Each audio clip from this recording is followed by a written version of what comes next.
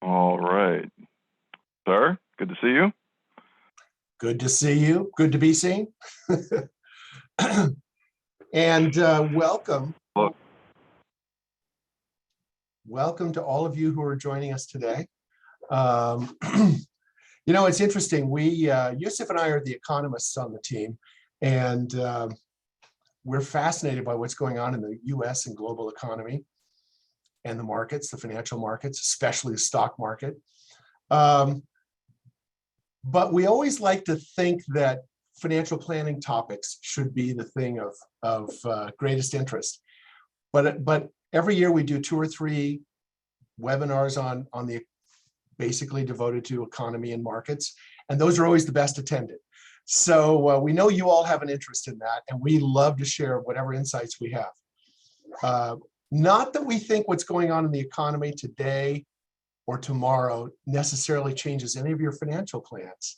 Those are built to be more resilient because we can't really predict what's going to happen in the economy or the markets. And so resilience is our best strategy. However, we are very interested consumers of economic data, and it does influence us, but in more subtle ways. So welcome. We're glad you're here, and I'm going to turn this over to Yusuf. He's going to kick us off. And as I warned him a few minutes ago, I will interrupt him incessantly. So take it away, Yusuf. Well, let's get started. Thank you, Dave. And we'll start with just a peek at the agenda. So as we go through the next hour, we're going to spend a bit of time looking back. We'll review how the economy and global markets have performed over the past 21 months and various slices therein. We'll spend some time talking about where we are now, and part of the conversation will be about the Delta variant and how it's affecting things. Part of the conversation will be about inflation, because it seems like everyone's talking about it or asking about it or wondering about it. And then we'll spend a bit of time at the last third of our presentation talking about where we could be headed. It's a busy week in Capitol Hill this week, and so there are lots of implications about how the year might come to a close and how that might affect some financial planning strategies we may be executing. So onward. This is a slide we showed you during our last webinar. We're going to spend some time talking about each of the charts on this slide. These are some of the major economic indicators that we've kept our eyes on. And we think they tell a really compelling story about what we've been through economically over the past 21 months. So what you're seeing in the top left corner is jobs, and the jobs that kind of evaporated overnight as the world and the economy reacted to news about the pandemic. And then the recovery. We went from 153 million jobs, again, lost 23 million in quite quickly. And then over the past year and a half, we've recovered some 17 million, still 6 million jobs short of where things peaked prior to the pandemic. As a result, and directly to the right of that chart, you're seeing the unemployment rate, which spiked all the way up to 15%, and we've made tremendous progress as we've recovered many of those jobs and gotten back to about 5%, but again, there's still some room left to run. You're seeing on the bottom left initial claims. Of course, that corresponds with unemployment. Initial claims for unemployment insurance are back to almost their lowest levels back to almost levels that we haven't seen since before the pandemic. And kind of the thing that brings all of this together is when we measure all of economic output, all those people who are now back to work, we see that GDP is higher than it's ever been. We recovered to levels that we were at quite quickly after the worst of things in terms of economic measures. And we've since continued to grow. I mean, if you look at this chart here in the bottom corner, you're seeing a curve that if you were to ignore this divot here, it's a really nice trajectory. And so although the pandemic presented a tremendous shock to the economic system, things have been looking good in terms of the economic indicators that we're looking at. And that's encouraging news. Yeah, and it's worth noting that this was not the pattern that we saw 10, 12 years ago with the Great Recession, because that was a financial crisis. And there were imbalances that had built up within the economy, within the financial system in the US and globally. And those imbalances had to be unwound. People had become over leveraged. They borrowed too much money on their homes, and they had to pay down the debt before they could begin consuming at prior levels. And the same thing happened across the board. Here, this is an entirely different kind of recession. This is an exogenous shock to the system that locked people down. They couldn't go to restaurants. They couldn't get on airplanes. They couldn't do many things. And so economic activity fell because of this external force. But it wasn't something that had to be unwound. The minute that the economy started to open up again, people could go right back to their prior practices. And so that's one of the reasons this looks so different than a decade ago when we had the Great Recession. Yeah, and the comparison of factors that had to be unwound, Dave, relative to a factor that we had to respond to, informs the story that we're going to tell today. And so we'll ask you as viewers to keep these spikes that you're seeing, the dramatic spikes that you're seeing on these four charts, keep them in mind, because as we go through and get to the conversation about inflation, we'll reference some of these charts. And we think that these pictures help to inform the story that we're going to tell about inflation. So a bit of a teaser for the next segment. But first, let's talk about financial markets. So the chart you're seeing here illustrates market performance since the bottom of the markets, the crash that we experienced some 18 months ago. So over the past 18 months, we're showing you the performance of three entities. The stock portfolio for all Yeski Buoy clients is indicated by the purple line. We're gratified to see that it's on top relative to the other two things that we're comparing performance against. In orange, the S&P 500, ahead of the S&P by more than 2%. More importantly is our performance is ahead of the MSCI All Country World Index. We think that's a better benchmark because the S&P just tracks the performance of large company stocks in the US. Ours is a portfolio that's globally diversified, and so tracking our performance against a global index, again, All Country World Index, is a much more appropriate measure.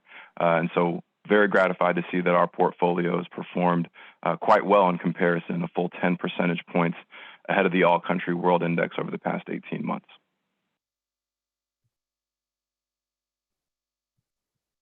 Now, if we look at the performance of our portfolio for the past 21 months, so including the crash, we're gratified to see some pretty significant positive returns over that time period, even if we include the downswing and then the upswing on the back end after things bottomed out. So we'll be looking at three charts on the next slides here, and we think we've identified an interesting trend. We'll see if it continues to play out over the coming months and into next year. But over the past 21 months, nothing has done better than U.S. small company stocks, be they value stocks or their growth counterparts or even somewhere in between. And then you go on down the list and you see U.S. large value stocks doing quite well with the S&P 500 here in the middle. What's always good for us to observe is when we see small company outperforming large and value companies outperforming their more expensive growth counterparts. And we're seeing the performance of those two premiums, the size premium and the value premium, on full display in this chart. U.S. small value ahead of U.S. small, both small company funds ahead of the two large counterparts. And then as we go down the chart, we're seeing the same pattern play out, although not quite as cleanly amongst the international positions. Value outperforming the more expensive growth counterparts. and international small at least doing better than the international large fund. And as we go through the slides, we'll show you how things go. Ahead, Dave. I'm just sorry, you were talking about small and value stocks dominating.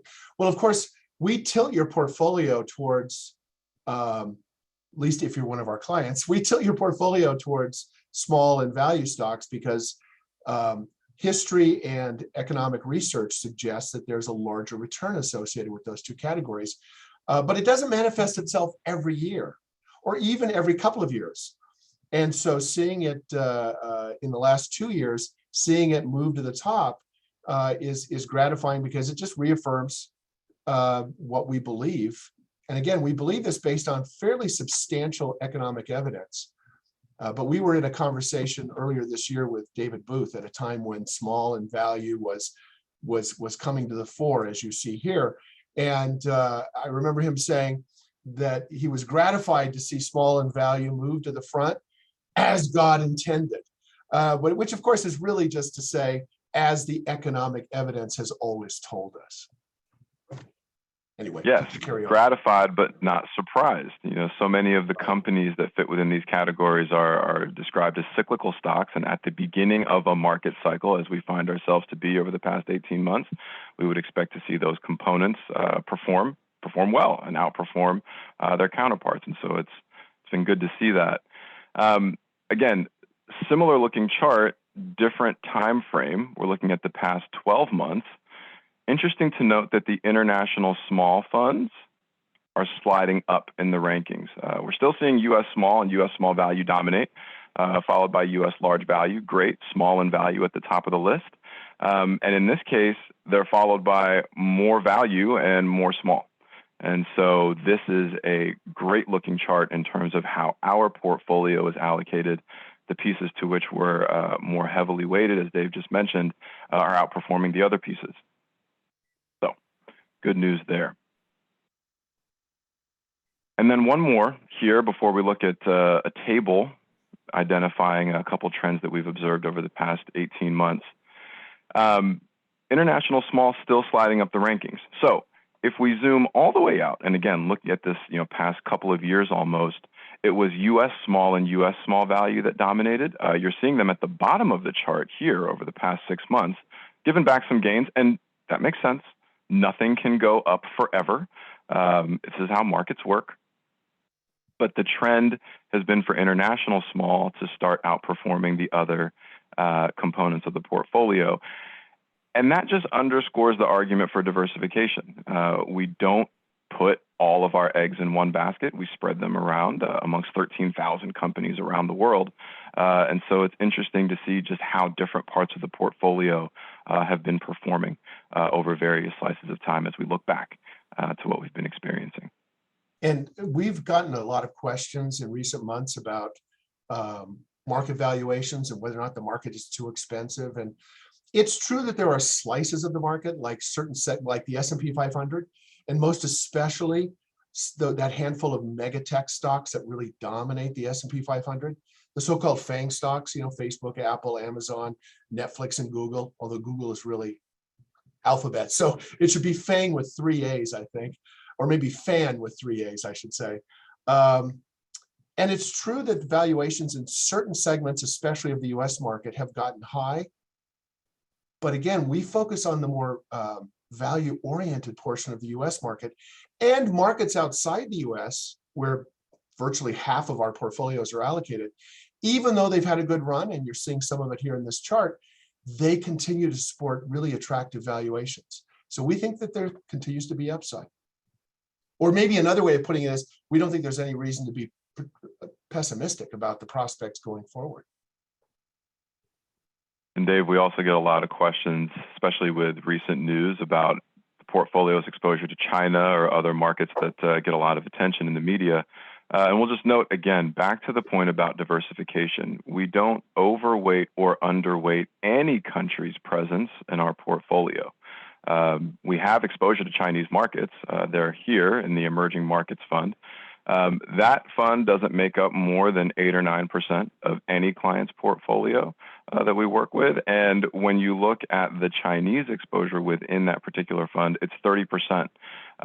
So if we do the math quickly, we're looking at 2 to 3% of any one client's portfolio being exposed to the Chinese markets. And we think that's appropriate. It's the second largest economy in the world, and it has a pro rata presence in our clients' portfolios. You never know where the growth is going to come from, and so it makes sense to be appropriately diversified across all segments.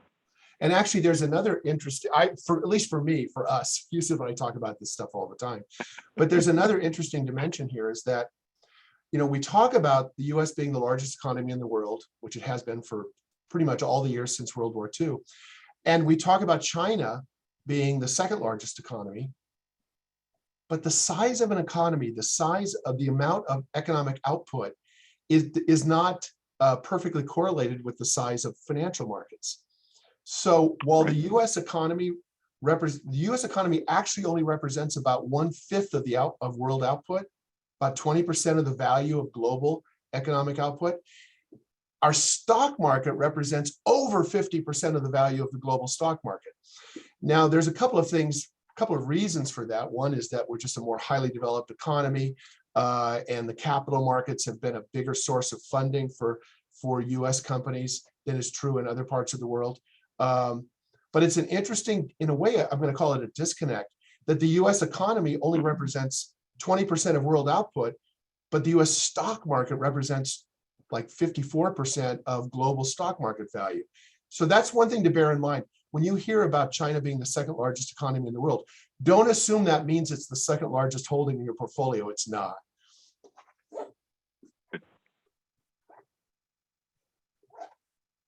And so again, we've mentioned today and many times before today that we seek to capitalize on a couple persistent, pervasive economic phenomenons in financial markets. And those premiums, the extra return that you get for investing in small companies relative to large companies, or in value companies relative to their more expensive growth counterparts, those premiums are persistent. And so if we look at how those premiums are performing over the past year and change, again, gratified but not surprised to see that small is beating large. These are two U.S. indices. So U.S. small company stocks outperforming large company stocks, great. If we focus on value, U.S. small value companies, and by the way, this fund is actually in our clients' portfolios. We use this particular fund. When we compare the performance against small value companies against large growth companies, the spread is even wider. Great. Happy to see that. The trend has been observable internationally as well. We use this fund, the International Small Value Fund, listed here. A nice premium for being invested in that fund relative to larger, more expensive stocks.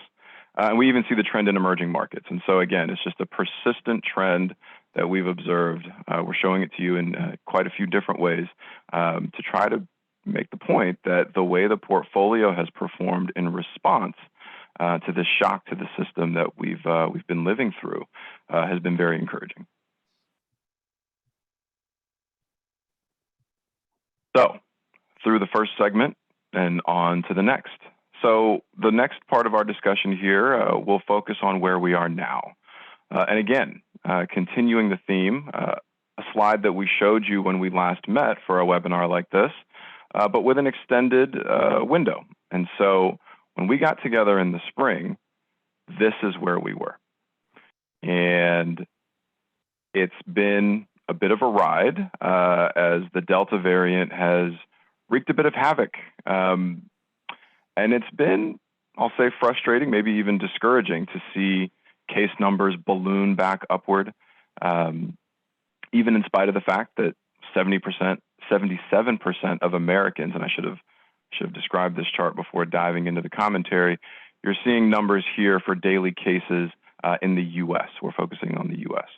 But even in spite of the fact that 77% of Americans in the U.S. have received at least one vaccination, the Delta variant has wrought some havoc and caused no shortage of anxiety for decision makers and citizens as we continue to live through a pandemic that's now stretching past a year and a half, and hopefully is coming closer to its end. But when that end comes remains to be seen. Although And gratifyingly, yet, sorry, you go said, ahead, Dave. No, please. I was just going to say, gratifyingly, this latest surge appears to have peaked. And we're going to, there's reason to believe that this is real, that the recent decline is going to persist. So anyway, please carry on. Well, no, that's a perfect segue to the point that we're getting ready to make here on this slide is, although we're still dealing with COVID, we're different. Certainly things are different. Again, we have vaccines now. There are mask mandates, certain other policy decisions that are in place just to try to keep people healthy and safe. But it's not just that we're behaving differently, or that things are different, I should say, but we're different. The choices that we're making are different. We've all kind of gotten used to living in this new world. And so we thought this chart provided an interesting way to illustrate that point. What you're seeing is the sharp decline in activity, restaurant activity, and air travel at the peak of the pandemic, or maybe at the onset of the pandemic, I should say. And then the recovery, restaurant activity shown by the darker blue line, air travel by the lighter line. Here is Delta. And so, first of all, the shrinkage, or the dip that we're seeing here, certainly much less dramatic than what we saw about a year ago or a year prior. And the rebound, the recovery, much more rapid. And so we have learned to deal with this fear. We've learned to deal with this virus. And we've learned to continue to live in some semblance of normalcy. And so we're seeing that bear out in the numbers. And we think that's encouraging. Hopefully, again, we're closer to the end of the pandemic than we are to the beginning or the middle of it. But the way that we're being within these constraints has evolved. And I think that, Dave, is a nod to the confirmation of our worldview. We think human beings are resilient. We think human beings are ingenuitive, that we go about creatively trying to solve all of our problems. And we are constantly trying to improve our lives, our welfare. And so we're living in a world that I don't think any of us could have imagined. And yet we're finding ways to do so in ways that make sense to us, and ways that feel good. Yeah, I mean, I'll just reemphasize what you've already said, Yusuf, and that is that we base all of our thinking about how the economy works and how the markets work and how to best prepare our individual finances from the standpoint that human beings are fundamentally resilient and ingenious. They will survive unexpected mishaps, and they will find a way around them. And as we've seen again and again, I'm just repeating what Yusuf said, we've seen that in the COVID crisis as well. And we'll end this segment just with some more numbers. We won't go through country by country, but this is a map that we've shown you before, illustrating vaccine doses administered around the world. And as of this month, billions of vaccine doses have been administered. The darker shades here indicate countries with the highest vaccination rates. So it's an encouraging pattern. More people are being vaccinated, which we hope is a part of the way that we end up getting past or getting through this pandemic. So aside from Delta, we think the other thing that's maybe dominating the news, aside from maybe conversations about the debt ceiling, which we've sent some commentary about recently, is inflation. Inflation. Should you be concerned? This is a scary looking chart. You're seeing the inflation rate and the spike upward just this year, right? So inflation at the top of the year, hovering around 1%, kind of exploded upward for reasons that we'll talk through here in just a moment. But now hovering closer to 5%, although encouragingly, this curve has started to trend downward. Before we talk about why, let's remind ourselves that we've been here before. So as scary as this part of the curve might have been if you're just focused on it, when you zoom out and you're now looking at the inflation rate over the past 20 years, it's evident that inflation has in fact been even higher than what we're dealing with right now. If you look back 2008, that number is in excess of 5.5%. And so context matters. Knowing that we've been here before, we think is important to remind ourselves of. And then understanding what the story behind the curve is also key. So as we look at what's been driving the inflation rate over the past almost 2 years, again, we're showing inflation with the purple line. Headline drivers that you've been hearing about, if you've been watching the news or reading it, lumber, right? The price of wood, major factor of production in building houses. There's been a lot of activity in the housing markets, especially as of late. Low interest rates make for an attractive set of circumstances to go buy a house. And then a lot of people, of course, were leaving cities, moving into suburbs to kind of flee the pandemic or flee, circumstances in the larger cities. And so we saw the price of lumber go up, and thankfully it's settling back down. And so we're seeing that curve come down. Likewise, used cars, bit of a shortage. We're seeing that number illustrated by the blue line. Prices coming down in that segment, and prices coming down for rentals. We're seeing those numbers here illustrated by the green line. And so some of the pieces that feed into the overall measure of inflation, the prices of those items starting to settle. And that makes sense.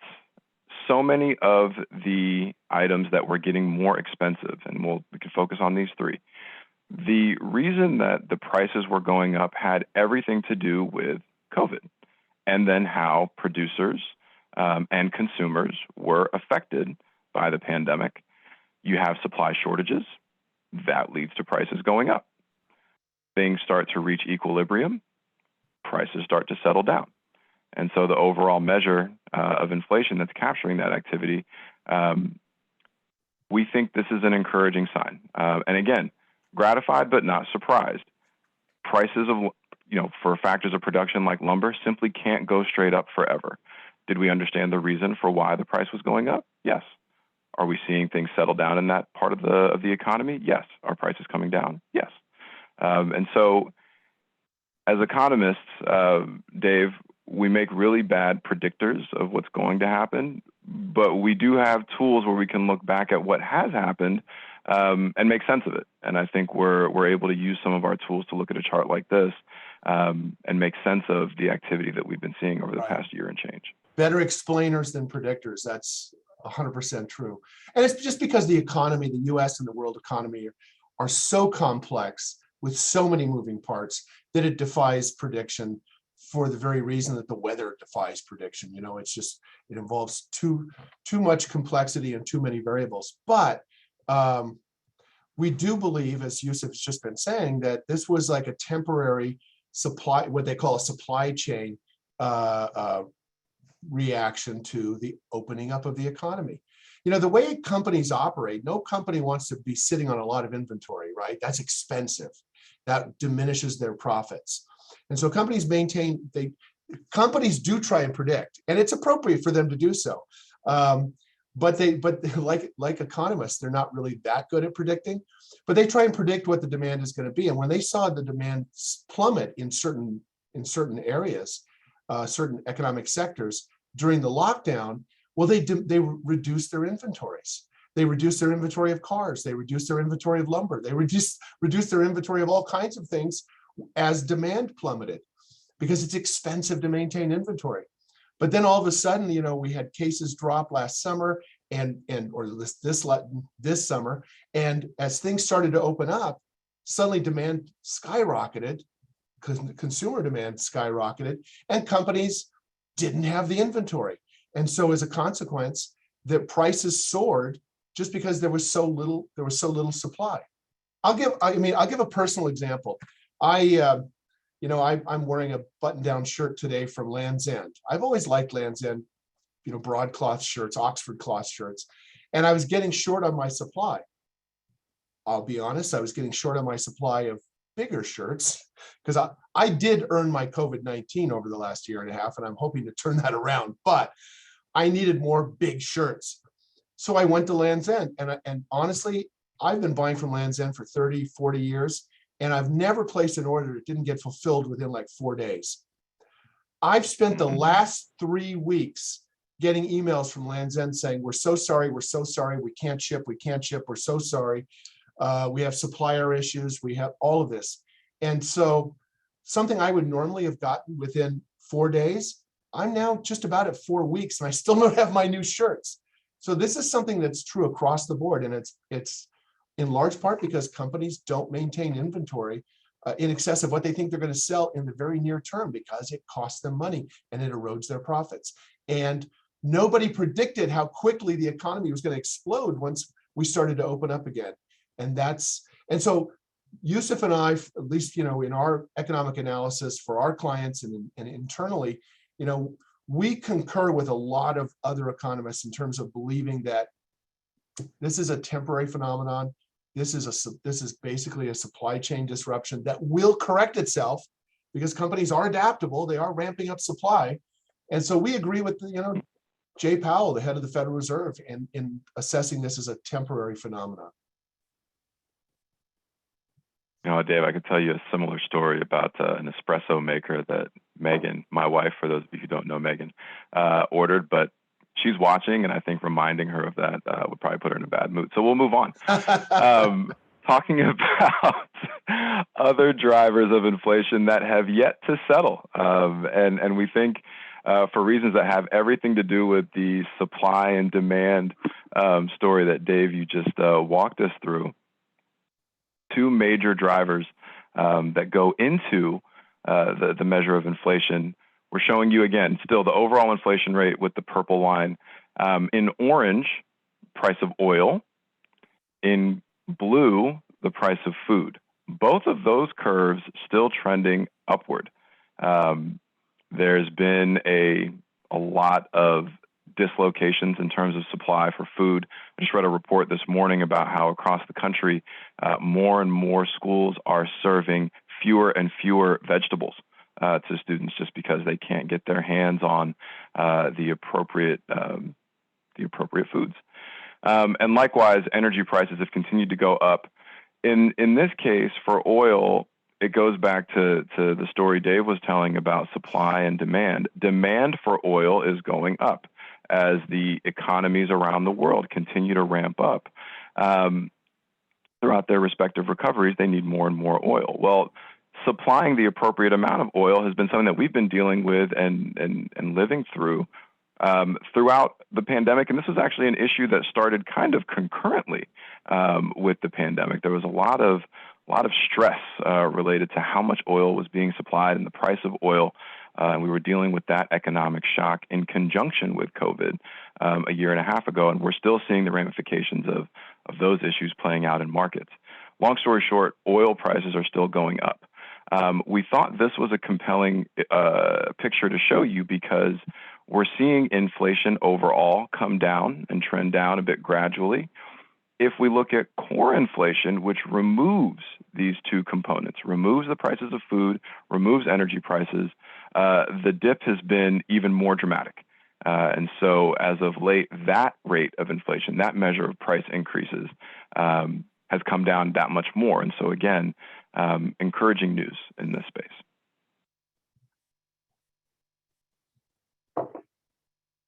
And so now a bit of a diversion, but we'll bring it back to the topic at hand. This chart is one of my favorite charts. We're going to spend just a couple of minutes talking about the components of it, and then I'll explain why it's one of my favorites. What you're seeing here are three lines, and they're basically capturing a measure of accounting, spending. The red line shows government spending. So the variables here, T, taxes, minus G, government spending. as a percentage of GDP, gross domestic product. So as the government runs a deficit, this line trends more and more negative because the government is spending more than it's bringing in. This peak here, Dave, I'm sure you'll recall the night that Bill Clinton stood in front of the country and said the deficit is simply zero. That's this. It hasn't gotten back there since. And in fact, we should note that this chart is only running through 2019. If you were to see the 2020 numbers, this line would be in the basement of our building here because the government has been spending trillions of dollars. The Obama administration took a ton of flack in 08 and 09 for spending $800 billion in response to the recession caused by the great financial crisis. This is what $800 billion looks like. Trillions are much bigger than billions, and so you can imagine the trajectory of this line. What the other two lines represent, and you can see they're exactly mirror images. In green, you're seeing private sector spending. So savings, so money that folks in the private sector are saving, minus investment, so money that folks in the private sector are actually spending. So this number trending upward as the deficit trends downward. And then there's another line capturing the remainder of activity, remainder of spending, imports, and then exports. Here's the takeaway. As the government spends, those dollars have to go somewhere. Those dollars go to the private sector. And so as we talk about inflation, the question always comes up. How is it possible that the federal government could be spending or pledging to spend trillions upon trillions upon trillions of dollars, and we're not seeing rampant inflation? We wouldn't categorize the 5% number that we're seeing here as rampant. Again, we saw it as recently as 12, 13 years ago, and things settled down shortly thereafter. How is it that the federal government could be spending so much and inflation isn't running off the rails? Recall the 4 charts that we showed you at the top of the presentation. There was a dramatic stop to economic activity. The only thing, or one of the only things that could keep that big of a wheel turning would be an influx of cash. And the only source of that kind of cash and that kind of relief is the federal government. And so what we have seen is what we have assessed, and Dave, I'll pause here for your comments. We've seen activity that was necessary to keep things rolling while the world tried to figure out what to do with COVID. And one of the things that's really important to remember when you think about the economy at large is Yusuf's identified there's basically 2 major components of the economy. There are individual consumers and private businesses, and then there's government. And the thing that you're seeing in this line, in this Great Recession area, this gray area that represents the Great Recession, is that as government ran huge deficits, there were huge surpluses on the private side. So one party's deficit is another party's surplus. And you could look back to the late 90s when, as Yusuf said, the Clinton administration started running surpluses, government surpluses. The government surplus was the consumer's deficit. So the consumer is spending more in taxes, and the government has a surplus. In the more recent case, the government is running huge deficits, but that deficit spending is the private sector's surplus. And so there's a balance there that is often forgotten. When you look at deficits, the deficits don't exist in a vacuum. They exist in a system where government's deficits are consumer surpluses. So you can have it either way. You can either have consumers running deficits and the government running a surplus, or you can have governments running deficits and consumers and businesses running surpluses. But there is a balance there. And that's not us saying that deficits are infinitely sustainable. Right. And I think I'm jumping ahead of something Yusuf was already going to talk about, but deficits are sustainable when there is slack within the economy. And I'll just leave it at that because I know you have more to say, Yusuf. No, that's perfect. Perfect setup. So we'll talk a bit more about inflation just because this is the order that the slides are in, and then we'll get to that point, Dave, that you're teasing there. there are a couple of ways that inflation can work when you think about it in terms of the economic dynamics. Cost push, demand pull. We're seeing both. So the economy ground to a halt, and then economic activity kind of snapped back as things reopened and we learned how to live with COVID, and things snapped back rather quickly. And you had households which were sitting on more cash than they had in years. I just read a report again this morning that if the average consumer was sitting on a bank balance of $1,500 in their checking account, they're more likely to be looking at $5,000 or $6,000 in that checking account. And folks are out there with money to burn, and they need stuff. Dave, you told your story about shirts. We bought an espresso machine. You could poll all the attendees today and identify something that someone identified that they needed to buy during the pandemic, and that they may still be waiting for. Greatly, right? Everybody bought a Peloton, right. And the supply was limited, and there were long waits. The prices skyrocketed. Anyway. Yep. Well, no, I mean that's how and the I'm system really sorry works, to hear right? about your espresso machine. It's going to show up any day now. And in the interim, there's a perfectly good substitute at the Starbucks up the road. Then in addition to demand pull, there's cost push, right? And so this has everything to do with those supply chain disruptions that we were talking about earlier. Supply chain disruptions cause shortages. A shortage could lead to an increase in price. So we're seeing a lot of force from both of these pieces here pushing prices up. And yet, although folks often think of inflation as a form of the economy's speed limit, if we're seeing inflation, that means we need to cool things down, stop printing money, stop the presses, and just slow down a bit. The real internal speed limit of the economy is real resources, how it deploys those resources. And so here's a chart that gets back to the point, Dave, that you were teasing just a moment ago. We mentioned at the top, 23 million jobs disappeared overnight. We've recovered a good number of them, but there's still 6 million jobs out there that have not been filled, that were filled prior to the pandemic. Also important to note, separate from those 6 million jobs, or maybe capturing those 6 million and then going further, there are currently 11 million job openings. So it's not just the 6 that we're trying to get back to where we were. There's 5 million other jobs that are open that employers can't fill. The labor force participation rate took a hit. Here's April 2020, recovered a bit, but has been flat for more than a year. And so employers are struggling to get people to come to work. And we think that has a lot to do with, or really illustrates the slack, Dave, that you were talking about just a moment ago. There's still a lot of slack here. And so before you have kind of an inflation problem, things have to be a bit tighter than they are right now. And so I'll leave it there and just come to this slide here, and go ahead, Dave.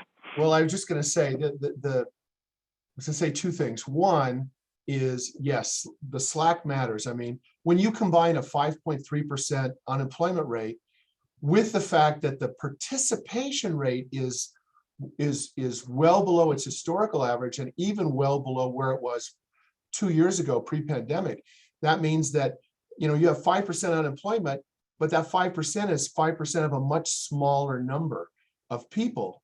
Right. So we have room for a lot more labor to come into the market, both in terms of the participation rate going up and the unemployment rate going down. So that's the slack that Yusuf is referring to. And I just wanted to mention one thing, so we don't have to explain it later by email or whatever.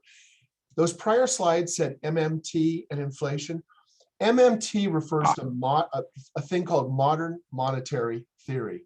And it's a recent development among a certain group of economists who suggest at the macroeconomic level, they don't suggest, they've often been mischaracterized as saying deficits don't matter. And that's not what they're saying. But what they are saying is deficits don't matter under certain circumstances. And one of those circumstances is when you have a lot of slack in the economy, like a high unemployment rate. And so their theory is run deficits until it stops making sense. Run deficits until the unemployment rate is low. Run deficits until the participation rate is high. Run deficits until you've created enough jobs for all of those unemployed people who either are on the sidelines or looking and not finding work. Anyway, I'll let you wrap this one Thank up. you, Dave, thank you for the context there. I get so excited to talk about the chart. Sometimes I forget to give the context. And we've been talking amongst the two of us as how the past 21 months have presented kind of the greatest natural experiment, economic experiment that one could imagine.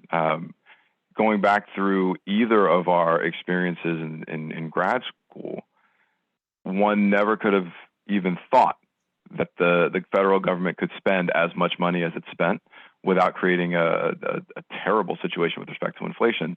And yet here we are. And so as we look at the path forward, we get this question a lot.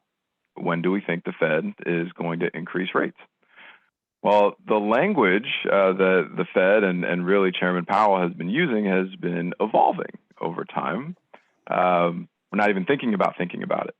And then it got to we're thinking about it. And now, as of the most recent meeting, the Fed is thinking about increasing rates. And yet, and I'm not going to project on Chairman Powell and say whether or not he believes in modern monetary theory, but conveniently, relative to the story that we're telling today, his most recent comments lined up just with what you said just a moment ago, Dave, is that the timing of when the Fed will make that decision will depend on labor market conditions consistent with maximum employment. And we're simply not there yet.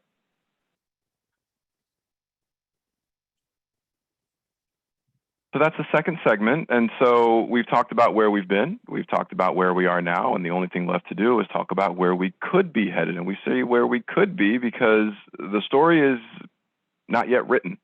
Again, being written big week on the Hill this week. And we're going to get off of this webinar and probably have more relevant or maybe even more current information to digest here. There has been lots of discussion about spending for infrastructure and bills, and how are we going to pay for all of that spending and potential tax law changes. We've tried to organize all of that information by using these three questions. So we think it's important to just talk for a moment about what's in the bipartisan infrastructure bill. We think it's important to talk about what's in the overall infrastructure agreement and then how it would be paid for. The bipartisan bill, which focuses on the bipartisan infrastructure bill, if you think about infrastructure, then the contents of that bill won't surprise you. Roads, bridges, trains, high-speed internet, clean drinking water, airports, that's what's in there. So $550 billion, that spending could create jobs, additional jobs, and could inform the discussion that the Fed and other economists around the world are having about what we're seeing in labor markets and then how that may affect inflation and economic activity around the world. So it'll be interesting to see what happens here. Go ahead, Dave. I was just going to say, many of you will be thinking about this bipartisan infrastructure bill as $1 trillion. And the reason we're saying 550 billion is that it is 1 trillion, but basically half of it is money that was already authorized by Congress that just didn't get spent for other purposes and is being repurposed for this. The 550 is the new spending that's being added to the unused spending that gets it to $1 trillion. And then there's the bigger deal, or what's being called Biden's New Deal. And so the programs here have a bit of a broader reach. You've heard about universal preschool, childcare for working families, and the list goes on. There would be a lot to plan for and a lot of activity that would come out of these initiatives if this bill is passed. Probably safe to say that it's doubtful it will pass in its current form. But again, we're economists, which means we're bad predictors. And this is something that's being touted as, you notice the bipartisan bill, which passed the Senate, that you have just reviewed. That's bricks and mortar. That's bridges and rail and all the rest. This is what's being called human infrastructure, with the pre-K and the community college support and all the rest. And we don't know if 3.5 trillion is the right number, and we don't know if every single provision in the bill makes sense. But we will out ourselves as believing that an investment in human infrastructure does make sense. There is a huge amount of research, for example, that shows that preschool enrichment programs have a huge impact on later academic success by kids. And we even have clients who have built all of their charitable giving around that insight that emerged decades ago, that preschool investment really pays dividends in terms of later success. Likewise, community colleges.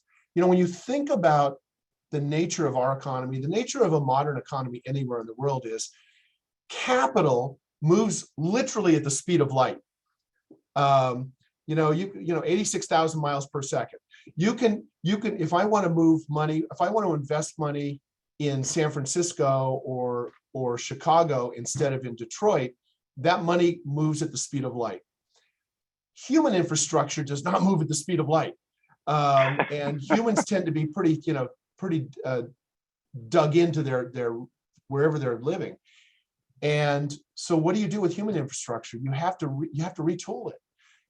People have to learn new skills as the economy changes. And where do they learn new skills? Now, some of them they learn on the job, and some of them they learn in special jobs programs. But the vast majority of people retool their skills through community colleges. And so the fact that this bill is proposing to ramp up investment in community colleges, to make them free for 2 years, a lot of people have looked at it as a way of reducing the cost of college for young people. They can come out of high school and they get 2 years of community college for free, and then they go on to someplace that's more expensive, but they're only paying for 2 years. And that's true. But the thing that's equally, maybe even more important, is the fact that community colleges represent that place where people throughout their career and throughout their lifetime can go back to retool their skills for an ever-changing economy. So should it be 3.5 trillion? We don't know. We don't have an opinion. Should it be invested in community colleges and pre-K? Yes. We think that evidence is very powerful that will pay dividends. Yeah, and just first a personal aside, it's part of the reason why we, despite of the fact that the Delta variant is high to mind, we went ahead and enrolled Noah in preschool, Dave, as you know, earlier this year, and we're already seeing the dividends being paid. I mean, he's been trapped at home for most of his life and learning social skills and learning ways to communicate and integrate into society that he otherwise wouldn't. The point about community college, I think, relates back to the discussion we were having about all those unfilled jobs out there. And so being able to train and help folks retool only helps us get closer to a place where we're at full employment. So it'd be interesting to see how things unfold. Then the question, of course, how to pay for it. And we talked about modern monetary theory earlier, and we're not going to spend more time talking about it, but there are modern monetary theory believers who would say that worrying about how to pay for it isn't the right way to think about it. Whoops, didn't mean to do that.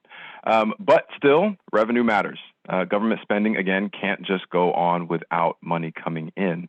And so an increase to the corporate tax rate, corporate taxes on overseas earnings going up, individual tax rates being increased, the top marginal tax rate for those earning $400,000, $450,000 if you're married filing jointly, going up. We have a chart here that illustrates that point more clearly here in just a bit.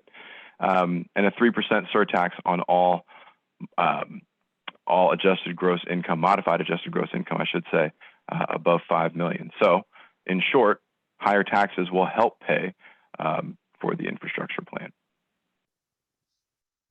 What's not in the proposed tax bill? Some things that we'd heard a lot about over the past year and change. The elimination of the step up in basis, that's not in there. Alignment of capital gains rates with your ordinary income rates at the highest level. We'll show a chart here in just a moment to make that point a bit more clearly. Funding for Social Security, changes to the state and local tax deduction limit, that will stay at $10,000 combined based on the current draft bill, and a wealth tax not included in the bill. So what is in it and how would it affect you? Again, back to those ordinary income tax rates first and foremost. The current rates are here for those married filing jointly or single. Those are the bottom bars. So what you're seeing in the draft tax bill is an increase in rates. That 35% rate gets severely compressed, and then the 39.6% rate comes in, takes over a lot of the space the 35% rate was taking up, and supersedes the 37% rate. You can see across the bottom here income levels where the various rates would come into play. The same, of course, being true for those filing for single filers, the 35% bracket compressed, and the 39.6% bracket superseding what is now the 37% bracket. So some revenue from there for the government. And then here's capital gains.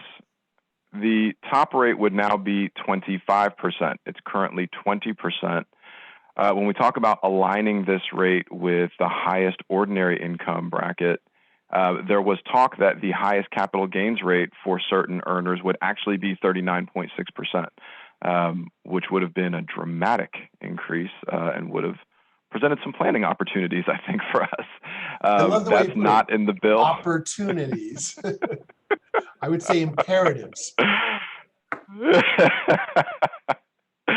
Not in the bill at present. A suggested rate hike for those earning either 400 or 450,000, depending on your filing status. So again, we'll see what happens. We should note that under the current draft, these rates would come into play effective September 13th. That's an important point because it basically takes away any opportunity for us to do anything in advance of the rates coming into play. So if we hadn't already harvested gains or capitalized on these opportunities presented by this, there would be no opportunity to do so. That's okay because we look for rebalancing opportunities, which can sometimes create realized gains, taxable gains in our clients' portfolios. We look every 2 weeks. We are current in terms of our clients' allocations. Everyone's portfolios are being looked at constantly and are in balance. And so that's good news. For our spending clients in particular, folks for whom we're raising cash for their spending needs for the coming year, we completed all of that rebalancing prior to the release of this draft. And so any gains that were realized as a result of those trades, the old rates, the lower rates will apply per your income bracket. Good news. And be assured that if the final bill is not retroactive to September 13th, and there's a non-trivial chance that that will be true, if the final bill instead, for example, says that they will be effective January 1 of 2022, we will go back and evaluate everyone's portfolio to see if there are not just portfolio, but your actual tax bracket in relation to the embedded gains in your portfolio. And we'll make a fresh set of decisions as to whether or not it makes sense to realize some of those gains as a consequence of the higher rates. More planning opportunities indeed. And a couple more provisions that are in the current version. Backdoor Roth conversions are going to go away. And Roth conversions for those in the top marginal bracket are set to expire in 10 years. just a point here that for our clients, we look across the board for all of our clients to see if a Roth conversion is an appropriate strategy. Generally wouldn't recommend a Roth conversion for someone in this high of a bracket. What's a Roth conversion? You're moving money from a pre-tax or tax-deferred IRA into a tax-free Roth IRA. Doing so creates taxable income. Doing so, if you're in the 39.6% federal bracket, not to mention the state tax bracket you'd be subject to, is an extremely expensive conversion that likely wouldn't make sense. So it's a long-winded way of saying that this provision, the elimination of Roth conversions for folks in this highest bracket, likely wouldn't have affected the way that we advise our clients. But it's interesting to note, and you've likely heard about it if you've been keeping track of this. The other piece that we highlighted here is that the estate tax exemption, the lifetime exemption, how much someone can pass to their heirs without paying estate tax, is being cut in half. It was doubled with the Trump tax cuts some years ago, now being cut in half back to its prior levels, and then will continue to increase with inflation. We think that's interesting to note.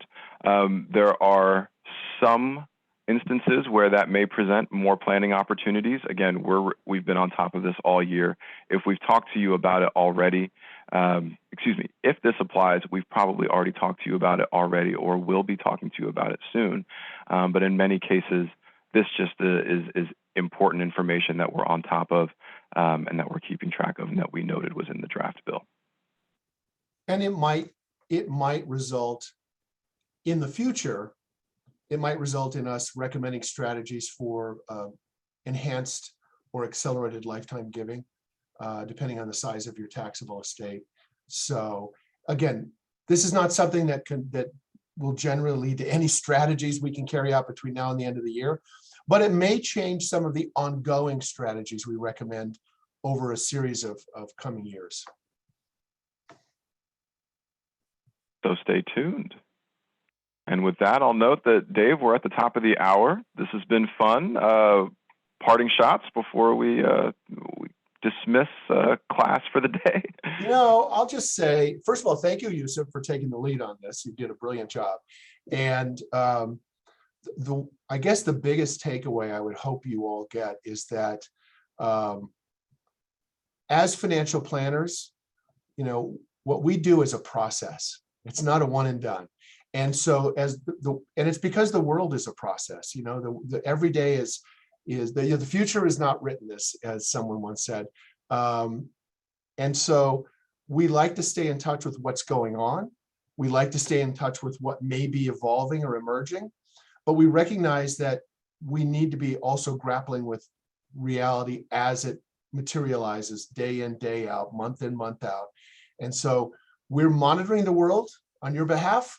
And whenever a change in circumstances, whether it's a change in the economy, the markets, or the legal system, or the legislation that's being passed, anytime that suggests a new strategy, we're trying to be alert to that threat or opportunity. And so, yeah, that's all I have to offer. Thank you, Yusuf. Well, thank you, sir. This was fun. All right, everyone, take care. And by the way, Thanks this will be recorded. So if you want to pass it on to friends or family, you'll have a link very shortly. Take care. Have a great day.